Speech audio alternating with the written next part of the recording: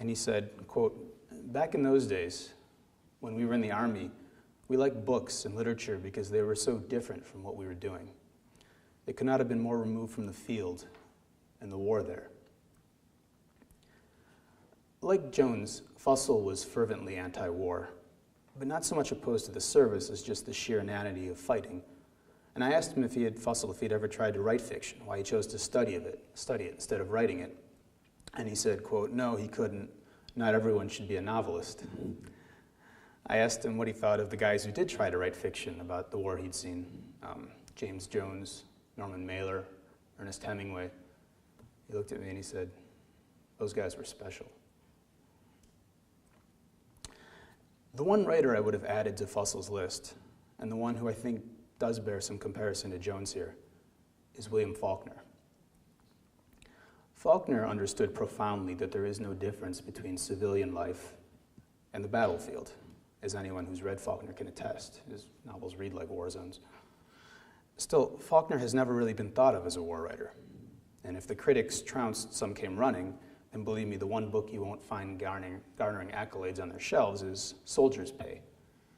This was William Faulkner's first novel. And like Jones, Faulkner had just come back from the war, in this case, the First World War. Of course, Faulkner didn't actually leave the continent for that. He enlisted in the Canadian Army and then the Royal Forces, since the American Army wouldn't take him, apparently because he wasn't tall enough.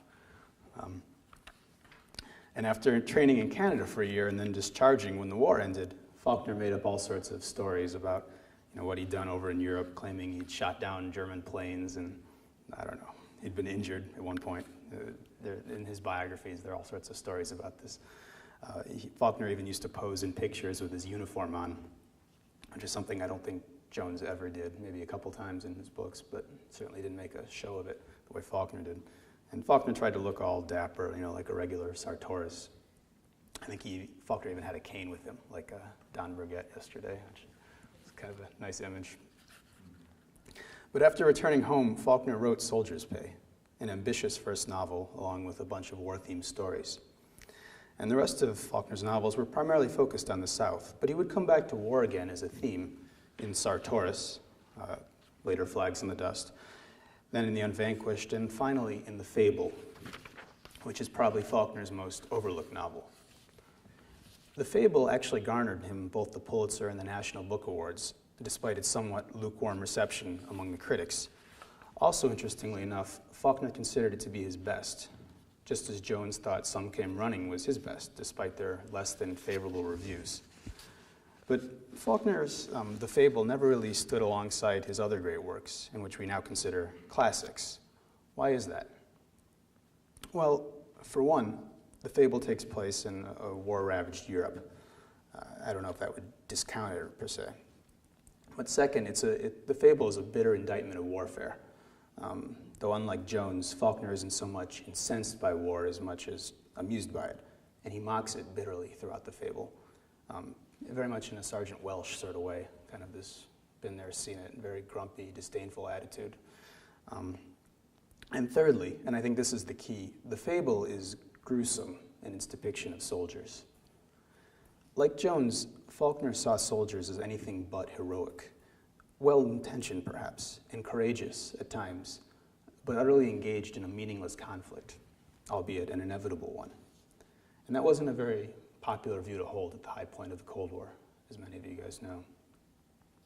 In fact, Jones himself said in one of his letters that Faulkner was getting unfair treatment at the time from the critics, which he was, because Faulkner wasn't, quote, affirmative enough, as Jones said a couple times in his letters. And then Jones later retracted that statement about Faulkner when Faulkner gave his famous Nobel Prize speech, in which he, said something about writing, will prevail until the last ding-dong of humanity. It was his famous emotional speech in Stockholm, in which James Jones said was disgusting. Nonetheless, Faulkner took his place in the pantheon of great writers, and James Jones, to the extent he's read today, is appraised as a great war writer, but not a great writer. As Norman Mailer put it, Jones was not an intellectual. And I don't think this is an unfair characterization. I don't think Jones would want to be called an intellectual per se, although he did have some respect for intellectuals. but given the fact that Jones took few of the same risks with setting and language that Faulkner did. Though I confess I haven't really read enough of Jones's corpus at this point to make that kind of assessment. Faulkner, on the other hand, is Faulkner, and no one is going to dispute that he changed fiction and probably even invented postmodern fiction. Maybe not, but the point is his impact is certainly beyond that of Jones. But what I think Faulkner understood and James Jones applied is that there is no essential distinction, at least to the eyes of the soldier, between the battle zone and the home front. Faulkner, for that matter, didn't even believe in peace per se. One of his more stirring lines in the fable, drop the sheet of paper.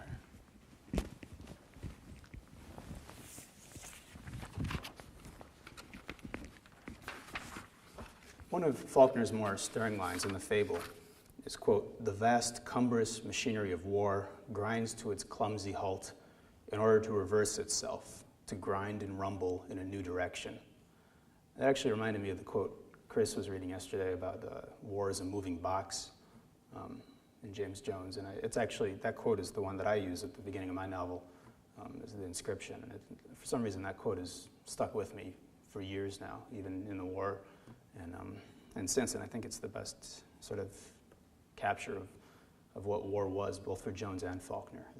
I'll read it again. "And the vast, cumbrous machinery of war grinds to its clumsy halt in order to reverse itself, to grind and rumble in a new direction." You know, war is a train or some sort of a truck, maybe, just switching gears and reversing itself, but inevitable in a way.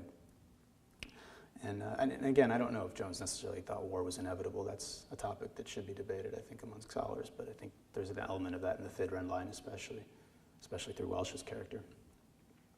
But after witnessing the horrors of the Second World War, Faulkner became convinced, Nobel Prize speeches notwithstanding, that war was an inevitable consequence of man's folly.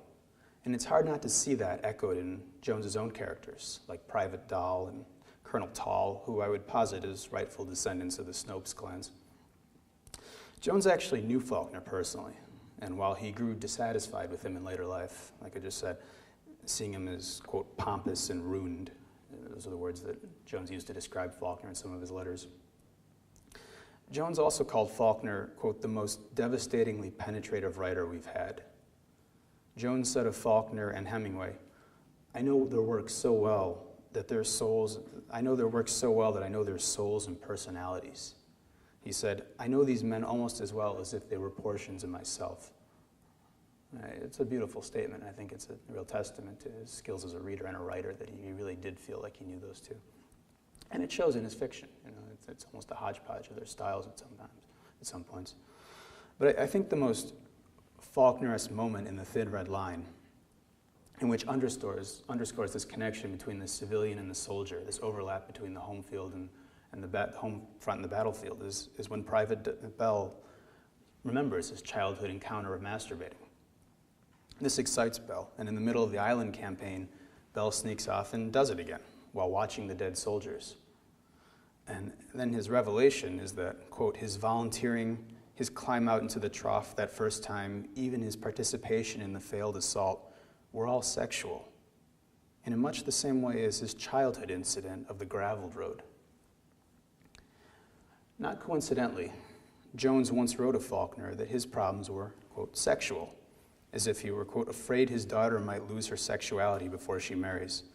Unfortunately, Kaylee's not here today for that, but this, Jones explained, is why Faulkner had become so fatherly in his old age, or what Jones called, affirmative or paternal. He attributed to Faulkner's sexual issues. It's kind of complicated, not entirely clear what he means by that. But Paul Fussell once wrote, in The Great War in Modern Memory, that warfare becomes a deeply theatrical experience, one where the soldiers are forced to play the part of actors as a way of rationalizing their experience or coming to terms with the horrors.